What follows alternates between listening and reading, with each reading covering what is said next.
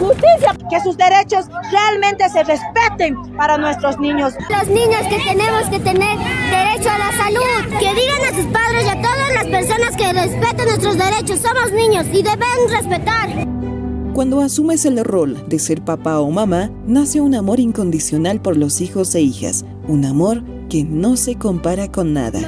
Papá. Evelyn es una mamá dedicada a su hija, pues es su mayor motivo de vida. Por diferentes motivos decidió alejarse de su pareja, pero nunca le negó el rol de padre a su pequeña, hasta que descubrió un hecho que nunca se imaginó. Como toda madre, ¿no? Yo pensaba que ella no quería ir porque él me la regañaba, me la pegaba.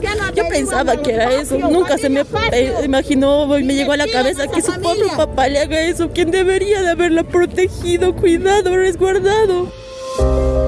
Hasta principios de abril del 2024, según el Ministerio de Gobierno, en las cárceles del país se encuentran más de 5.051 privados de libertad por violencia sexual en contra de niñas, niños y adolescentes. Pero, ¿cómo identificar un delito de violación o abuso sexual? Según la psicóloga Andrea Ávila, se debe estar atenta o atento a los comportamientos de la víctima, pues cuando son adolescentes, puede ser difícil conversar acerca de la vulneración de sus derechos sexuales y reproductivos. Que no quiera acercarse a ciertas personas, que se esconda. En el caso de algunas mujeres que empiezan a utilizar ropa ancha, comportamientos, ¿no?, que uno va notando que no son típicos de un niño, o que no quiera despegarse de la mamá. Hay muchos casos de niños que simplemente se agarran de la mamá o del papá, de la persona de que confían. Y según la experiencia de la trabajadora social Cintia Contreras, de 10 casos, solo 2 son denunciados ante las autoridades y 8 quedan atendidas de forma interna por la misma familia, ya que la mayoría de los casos se dan al interior del hogar y a consecuencia los agresores quedan impunes. Los agresores generalmente son, bien, a veces es el mismo progenitor, el abuelo, el hermano, el tío, el cuñado, el vecino, el amigo del hermano o de la hermana. Entonces, si hablamos de prevención, tenemos que hablar desde nuestras familias, desde nuestros hogares. La violencia sexual afecta a niñas, niños y adolescentes, hombres y mujeres, ya que existe una negación a la libertad y derecho a decidir sobre sus cuerpos, e incluye los delitos de violación, violación de infante, niña, niño o adolescente, abuso sexual, actos sexuales abusivos, acoso sexual, estupro, entre otros. Pero según el abogado Felipe Calamani, afirma que es importante diferenciar la tipología de violación y abuso sexual, ya que ambas tienen un concepto diferente y están establecidos dentro del Código Penal. Cuando hay una penetración de un miembro viril por vía anal, vaginal u oral, o cualquier parte del cuerpo, cualquier objeto que sea introducido por estas 3 vías, se constituye o debe referirse a violación. Y por el contrario, cuando haya habido algún tipo de situación que implique toques o, como antes comúnmente se refería, a manoseos o toques impúdicos, víctima, que puede ser varón o mujer, en este caso, si no ha existido una penetración, se considera como abuso sexual. Y volviendo a la historia que les comentaba en un principio, el 15 de junio del año pasado, Javier, de inicial F, vulneró los derechos de su hija cuando tenía 8 años. A casi un año del hecho, el presunto agresor es investigado por el delito de violación. El caso se encuentra en etapa de juicio. Evelyn espera que la justicia le otorgue la pena máxima, que correspondería de 20 a 25 años de cárcel o hasta 30 años sin derecho a indulto en el caso de que se evidencie otros agravantes. Lo que es justo, quiero justicia para mi hija, que ningún niño más sea vulnerado, sus derechos no pueden ser pisoteados.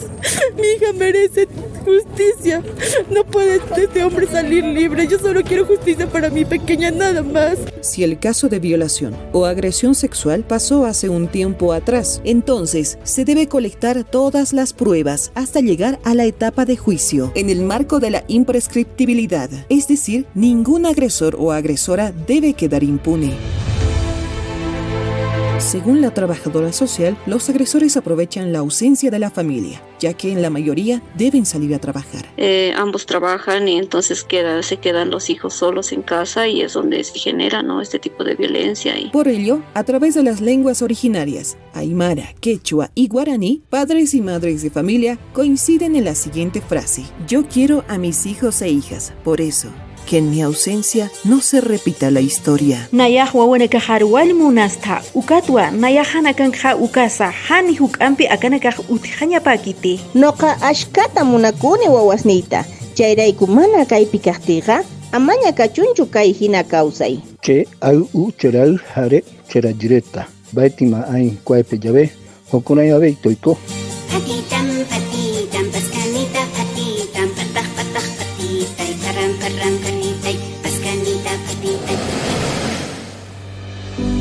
Ahora, ¿cuál es la ruta de atención para víctimas de los delitos de violación o agresión sexual? Desde Trabajo Social, afirma que la principal función es la investigación a profundidad, a través de la realización de una ficha social, un instrumento que permite recabar datos de la víctima de violación o agresión sexual, además de la información del entorno familiar para elaborar un diagnóstico social, y luego un informe para derivar al Ministerio Público. Si la víctima es niña, niño o adolescente, debe ser atendida por el área de psicología. Posteriormente pasamos a la estructura familiar, ¿no? Vemos la familia, ya sea del niño, niña, adolescente o de la persona que es víctima. Vemos, ¿no?, con qué integrantes está conformado su familia. Muchas veces son familias constituidas solamente por mamá o papá, o a veces solo por los abuelos o tíos. El personal debe estar plenamente capacitado para atender a la víctima sin el hecho de revictimizar, con el fin de identificar al presunto agresor para iniciar con la denuncia ante la Fuerza Especial de Lucha contra la Violencia. Luego, el Ministerio Público debe asignar un fiscal al caso. El área de psicología es fundamental, sobre todo en la valoración médico-forense ante el IDIF, que es el Instituto de Investigaciones Forenses. Pero, ¿qué hace un psicólogo forense? Hace lo que es la evaluación, y dentro de la evaluación va a identificar lo que son patrones conductuales o emocionales que nos indiquen de que esta persona ha podido sufrir algún tipo de agresión sexual, ya sea violación, acoso sexual, pero sí que tiene efectos, ¿no? Y estos efectos son los que el psicólogo va a poder plasmar ya en un informe psicológico o en un informe pericial, ¿no? Según el área legal, se debe acudir inmediatamente ante las defensorías que tiene cada uno de los municipios, los cuales deben priorizar la atención y no anteponer ningún tipo de excusa. Es decir, deben ser profesionales idóneos, formados para esto, deben estar constantemente capacitados para evitar cometer cualquier error, porque ante un error van a aprovechar la defensa de los agresores y va a dejar en impunidad este delito. Desde el área de trabajo social realizan gestiones con instituciones u hospitales para que la víctima tome la decisión de interrumpir o no un embarazo, si este fuese el caso. Y en las comunidades alejadas de la ciudad, las autoridades indígenas deben conocer sobre qué tipo de acciones tomar, ya que se trata de un delito. Según la psicóloga, es importante atender a ciudadanos y ciudadanas por igual, ya que Bolivia es un estado laico y debe generar el acceso a servicios, espacios de educación y salud, en el marco de respetar el derecho a la libertad religiosa de todas las personas que habitan en todo el territorio nacional, para garantizar el respeto de los derechos humanos. La prevención tiene que ir muy marcada por ese lado de evitar que existan agresores sexuales, pero con las víctimas lo que por lo regular se trata es este acogimiento familiar, una acogida también en algún centro o lo que es el trabajo psicoterapéutico, ¿no? En el caso de algunos pertenecientes de iglesias, también este apoyo espiritual. Y el doctor Calamani recomienda estar alertas para identificar lo más antes posible estos delitos para una intervención inmediata. Entonces debemos estar alertas, así también los educadores, que son las instancias donde constantemente están nuestros niños, niñas, adolescentes, ya sea en la escuela, el colegio o en nuestro hogar, así también como pueden ser guarderías o centros infantiles.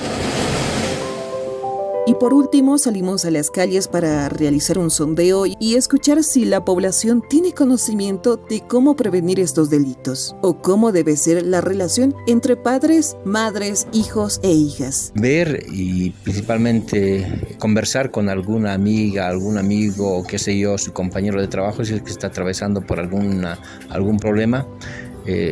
se pone triste, o caso contrario se pone a llorar o se pone más tímido. De esa manera poder identificar, ¿no? Por lo menos se les recomienda, si es que está así, poder conversar con ellos, ¿no? Conociéndolo vas a ver identificar un cambio de actitud. Entonces puede ser que, por ejemplo, no quiera ir al colegio y le cuesta decir el motivo, así que puede ser una señal de que tiene un problema de acoso o algún problema de violencia. Pero para mí lo importante es, uno, tener buena confianza, estar muy cercano a la persona. En el informe, Apolonia Cruz, Radio Illimani, Red Patria Nueva, La Paz.